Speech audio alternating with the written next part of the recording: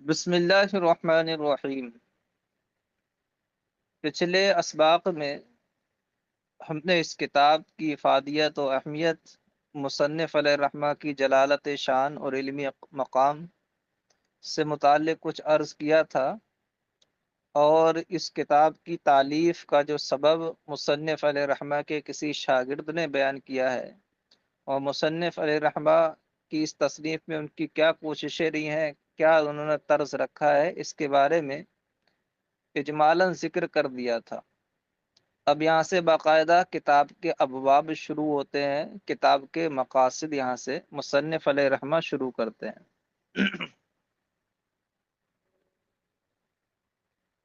بسم اللہ الرحمن الرحیم۔ باب الماء تقع فیہ النجاست، اس پانی کا بیان جس میں نجاست گر جائے، یعنی اگر کسی پاک پانی میں نجاست گر جائے تو اس پانی کے پاک اور ناپاک رہنے کے متعلق کیا حکم ہوگا۔ تو میں پہلے اس سلسلے میں ایک موقف بیان کرتا ہوں۔ اس سلسلے میں امام مالک، امام اوزاعی، ان دونوں حضرات کا موقف یہ ہے کہ پانی چاہے قلیل ہو یا کثیر، اگر اس میں نجاست گر جائے تو جب تک نجاست سے اس پانی کا رنگ یا بو یا مزہ تبدیل نہ ہو جائے تب تک وہ پانی ناپاک نہیں ہوگا۔ مثال کے طور پر ایک گلاس پانی میں اگر ایک بوند پیشاب گر جائے یا ایک بوند الکوحل پڑ جائے تو ظاہر سی بات ہے کہ ایک بوند پیشاب یا ایک بوند الکوحل سے نہ پانی کا رنگ بدلے گا، نہ اس کا مزہ بدلے گا، نہ بو بدلے گا۔ تو یہ پانی امام مالک، امام اوزاعی اور امام ابن سعد کے نزدیک پاک رہے گا۔ ٹھیک ہے، یہ ان کا موقف ہے۔ اس کے بالمقابل احناف کا موقف یہ ہے کہ اگر پانی قلیل ہو اور اس میں نجاست گر جائے تو مطلقاً وہ پانی ناپاک ہو جائے گا، چاہے اس نجاست سے اس کا رنگ بو مزہ بدلے یا نہ بدلے۔ اور اگر پانی کثیر ہے، کثیر پانی کی ادنا مقدار وہ ہمارے ندی دہ در دہ ہے، یعنی 10 بائی 10 کے علاقے میں اگر پانی ہے، 10 گز یعنی 10 ہاتھ وہ لمبائی ہے، 10 ہاتھ چوڑائی ہے، ملا کر 100 ہاتھ کے برابر اس کا رقبہ ہے، 10 بائی 10 ہے یا 5 بائی 20 ہے یا 4 بائی 25 ہے، کل ملا کر طول و عرض لمبائی چوڑائی اس کی 100 ہاتھ ہے، اس کو پانی کا پھیلاؤ 100 ہاتھ کی جگہ میں ہے، اور اتنا گہرا ہے کہ اگر ہم اس سے چلو بھر پانی اٹھائیں تو اس کے نیچے کی زمین نہ دکھے، اتنا پانی ہے، یہ مائع کثیر کہلاتا ہے ہمارے یہاں۔ یا کوئی بہتا پانی ہے تو اس میں اگر نجاست گری اور پانی سے رنگ بو مزہ اس کا کچھ بھی ان میں سے تبدیل ہو گیا تو وہ پانی ناپاک ہو جائے گا، اور اگر یہ چیزیں تبدیل نہیں ہوئی ان میں سے کچھ بھی تو وہ پانی شرعاً پاک رہے گا۔ یہ احناف کا موقف ہے۔ سب سے پہلے علامہ طحاوی علیہ رحمت و رضوان نے اس باب میں جو روایات نقل کی ہیں وہ روایات بظاہر ان لوگوں کی دلیل بنتی ہیں جنہوں نے مطلقاً نجاست کے گرنے سے جب تک رنگ بو مزہ نہ بدلے پانی کو پاک مانا ہے، جیسے کہ امام مالک اور امام اوزاعی وغیرہ۔ ٹھیک ہے، تو پہلے میں وہ حدیثیں پڑھتا ہوں، اس کے بعد جہاں سے علامہ طحاوی علیہ الرحمہ نے مواقف اور مذاہب بیان کیے ہیں وہاں سے پھر ان کی توضیح اور تشریح کرتا ہوں۔ ٹھیک ہے، یہ دو موقف سمجھ میں آ گئے، امام مالک، امام اوزاعی کا اور ہمارا۔ اب ان کے دلائل، انہوں نے جن احادیث سے استدلال کیا ہے ان احادیث کو سنیے، اس کے بعد ان احادیث کا جواب آئے گا ہماری جانب سے اور ہمارے اپنی دلیلیں آئیں گی انشاءاللہ تعالی۔ دیکھیں، باب الماء تقع فیہ النجاست، اس پانی کا بیان جس میں نجاست گر جائے۔ حدثنا محمد بن خزیمہ بن راشد البصری، ہم سے حدیث بیان کی محمد ابن خزیمہ ابن راشد بصری نے، قال حدثنا الحجاج ابن المنحال، انہوں نے کہا کہ ہم سے حدیث بیان کی حجاج ابن منحال نے، قال حدثنا محمد ابن سلمہ، وہ کہتے ہیں ہم سے حدیث بیان کی حماد ابن سلمہ نے ان محمد ابن اسحاق، روایت کر کے محمد ابن اسحاق سے، ان عبید اللہ ابن عبد الرحمن، وہ روایت کرتے ہیں عبید اللہ ابن عبد الرحمن سے، ان ابی سعید الخدری، وہ روایت کرتے ہیں ابو سعید خدری سے، کہ ان رسول اللہ صلی اللہ تعالی علیہ وسلم کانا یتوضا من بئر بضاعۃ، کہ اللہ کے رسول صلی اللہ تعالی علیہ وسلم وضو فرماتے تھے بئر بضاعہ سے۔ بئر بضاع یہ مدینہ شریف میں ایک کنواں تھا جس سے مدینہ شریف کے لوگ پانی لے کر استعمال کرتے تھے۔ سرکار صلی اللہ تعالی علیہ وسلم اس کے پانی سے وضو بھی فرماتے تھے اور اس کے پانی کو پی بھی لیتے تھے، جیسے کہ حدیث میں آ رہا ہے۔ ٹھیک ہے، یہ یاد رکھنا، حضور صلی اللہ علیہ وسلم اس سے وضو بھی فرماتے تھے، اس کے پانی کو پیتے بھی تھے، اور احباب مدینہ جو تھے وہ اس کے پانی کو استعمال کرتے تھے، اور یہ کیا تھا؟ ایک کنواں تھا۔ یہ چند باتیں یاد رکھنا، آگے اس کی ضرورت پڑے گی۔ کان یتوضا من بئر بضاع، کہ سرکار صلی اللہ تعالی علیہ وسلم بئر بضاع سے وضو فرماتے تھے۔ فقیل یا رسول اللہ انہ تلقى فیہا الجیف والمحائض، تو کہا گیا کہ اللہ کے رسول صلی اللہ تعالی علیہ وسلم اس میں مردار اور عورتوں کے ناپاکی کے خون آلود کپڑے ڈالے جاتے ہیں۔ جیف، جیفتن کی جمع ہے مردار، اور محائض، محاذن کی جمع ہے، مانے عورتوں کے ناپاکی کے خون سے سنے ہوئے کپڑے جو عام طور پر عورتیں ایام مخصوصہ میں استعمال کرتی ہیں۔ انہ تلقى فی حل ضیف والمحائض، کہ اس میں مردار اور عورتوں کے گندے خون کے کپڑے ڈالے جاتے ہیں۔ سمجھ گئے سائل کا اشکال کیا تھا؟ سائل کا اشکال یہ ہے کہ یا رسول اللہ اس میں تو مردار جانور ڈال دیے جاتے ہیں، گندے کپڑے پڑتے ہیں، اور آپ اس کے پانی سے وضو کر رہے ہیں، اس کا پانی تو ناپاک ہونا چاہیے، آپ اس سے وضو کر رہے ہیں۔ یہ سائل کے سوال کا مقصد تھا۔ تو حضور نے فرمایا فقالا، تو سرکار نے فرمایا ان الماء لا ینجس، اور لا ینجس یہ بھی پڑھ سکتے ہیں۔ حضور نے فرمایا کہ بے شک پانی ناپاک نہیں ہوتا ہے۔ ٹھیک ہے، اگلی حدیث دیکھیے۔ حدثنا ابراہیم ابن ابی داود و سلیمان ابن داود الاسدی، ہم سے حدیث بیان کی ابراہیم بن داود اور سلیمان ابن داود اسدی نے، قال حدثنا احمد ابن خالد الوحوی، انہوں نے کہا ہم سے حدیث بیان کی احمد ابن خالد وحوی نے، قال حدثنا محمد ابن اسحاق عن صلیت ابن ایوب، وہ کہتے ہیں ہم سے حدیث بیان کی محمد ابن اسحاق نے روایت کر کے سلید ابن ایوب سے، عن عبید اللہ ابن عبد الرحمن ابن نافع، وہ روایت کرتے ہیں عبید اللہ ابن عبد الرحمن ابن نافع سے، عن ابی سعید الخدری، اور وہ روایت کرتے ہیں حضرت ابو سعید خدری رضی اللہ تعالیٰ عنہ اجمعین سے، قال، آپ نے فرمایا، قیل یا رسول اللہ انہ یستقى لک من بئر بضاعۃ، انہوں نے کہا کہ عرض کی گئی، یعنی دوسرے لوگوں نے سرکار صلی اللہ تعالی علیہ وسلم کی بارگاہ میں عرض کیا، یا رسول اللہ، اے اللہ کے رسول صلی اللہ تعالی علیہ وسلم،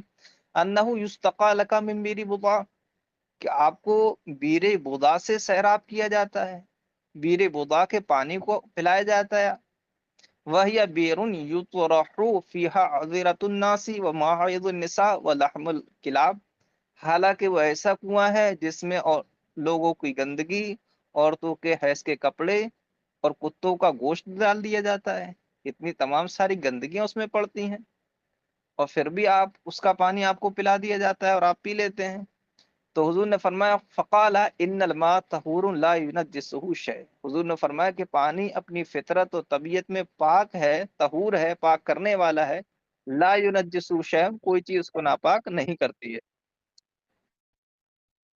آگے سمجھ میں،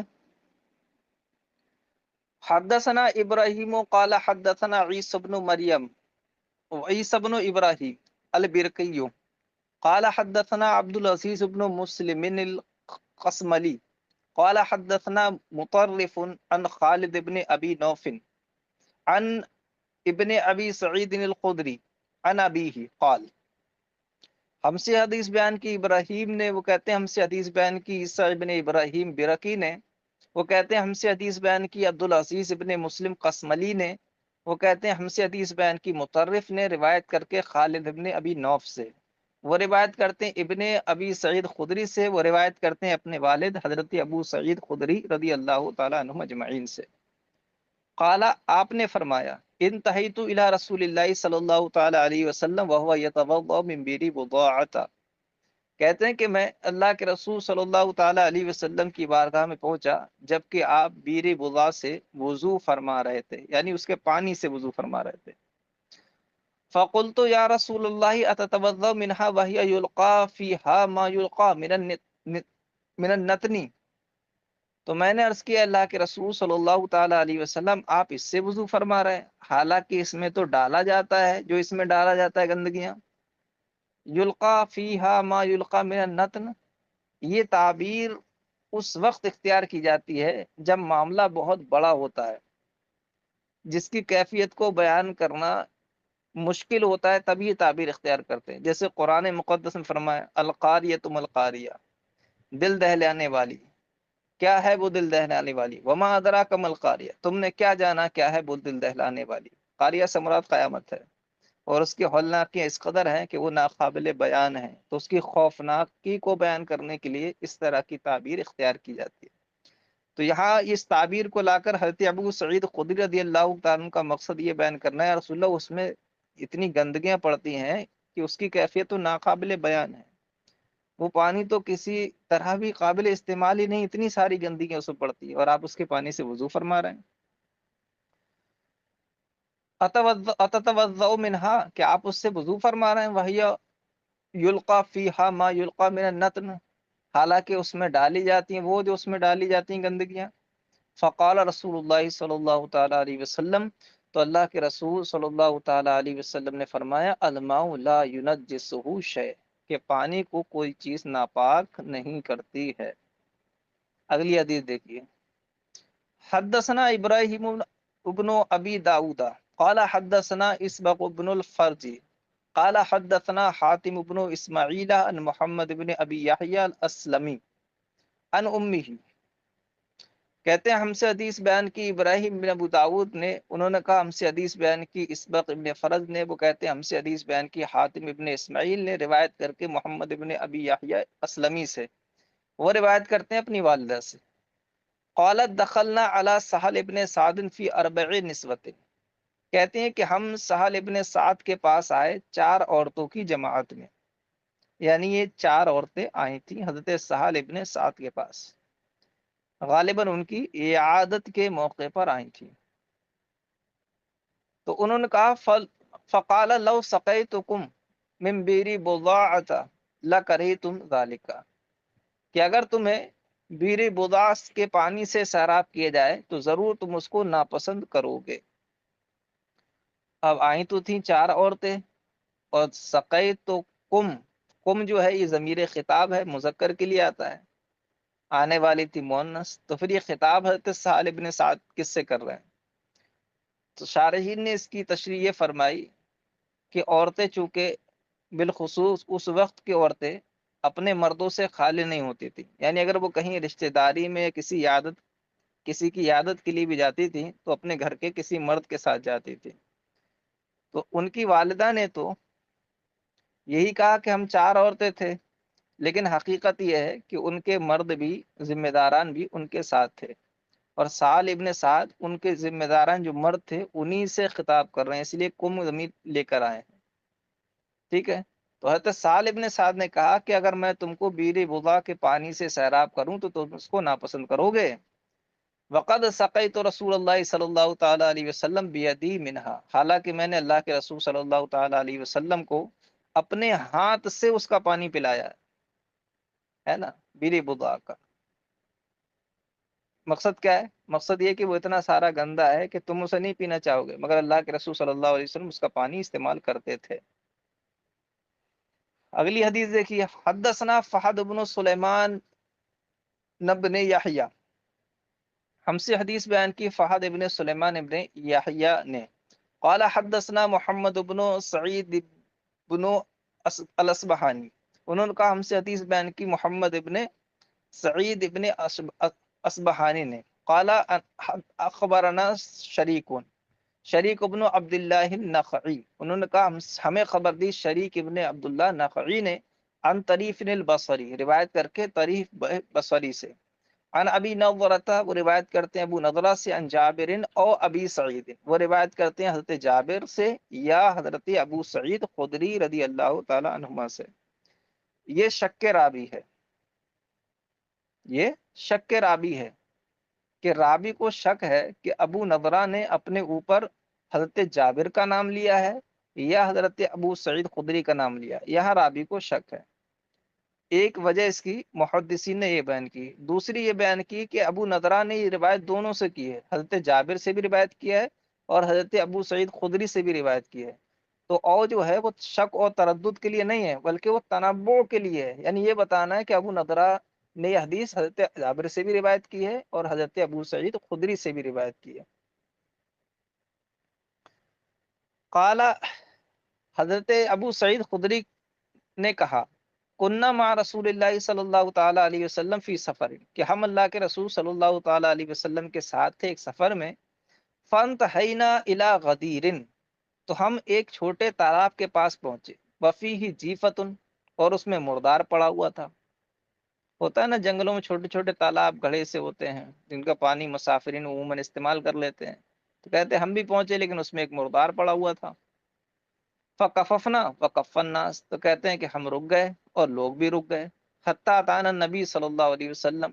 یہاں تک کہ اللہ کے نبی صلی اللہ تعالی وسلم ہمارے پاس تشریف لائے، یعنی کہتے ہیں کہ ہم نے توقف کیا، اس کا پانی استعمال نہیں کیا، یہاں تک کہ سرکار صلی اللہ علیہ وسلم ہمارے پاس تشریف لے آئے۔ فقال ما لکم لا تستقون، حضور نے فرمایا کیا بات ہے تم پیتے کیوں نہیں؟ فقلنا یا رسول اللہ هذه الجیفہ، کہتے ہیں ہم نے عرض کیا اللہ کے رسول صلی اللہ علیہ وسلم یہ مردار ہے، یہ تو اس میں پڑا ہوا ہے۔ فقال استقوا، تو حضور نے فرمایا کہ پیو، سیرابی حاصل کرو، فإن الماء لا ينجسه شيء، اس لیے کہ پانی کو کوئی چیز ناپاک نہیں کرتی ہے۔ فاستقینا وارتبینا، تو ہم نے پانی پیا اور ہم نے سیرابی حاصل کی۔ یہ 5-6 حدیثیں ہیں جن میں سرکار صلی اللہ تعالی علیہ وسلم نے فرمایا، کسی میں فرمایا لا ينجس الماء شيء،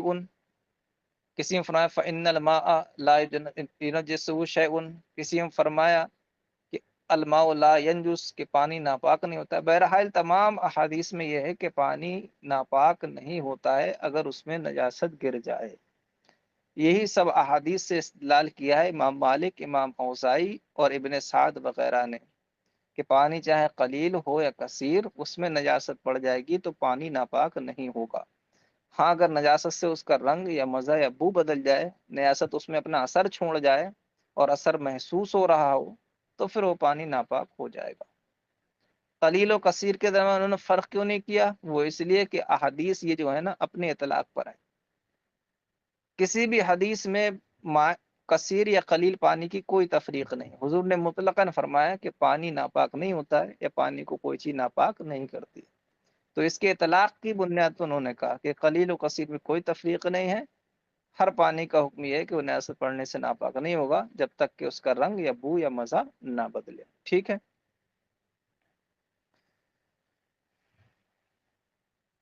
باقی آگے کو میں کل پڑھاتا ہوں کیونکہ وہاں سے دلائل آئیں گی، اب اگر چھیڑوں گا تو بہت لمبا چلا جائے گا سبق۔